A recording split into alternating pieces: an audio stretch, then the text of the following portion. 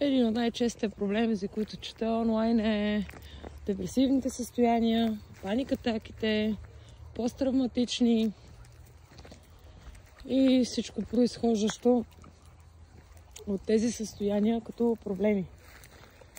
И се чудех какво се случи и как се случи при мен в тази сфера, за да мога да го споделя. Аз общо взето изкарах 2 години и половина, в които пиех около 12 хапчета, между които успокоителни и антидепресанти. Като за тези 2 години и половина бях в период, в който имах страх, ясно, че ще умра. Имах страх, че нещо лошо се случи. Започнах да спирам да излизам. В пътите, в които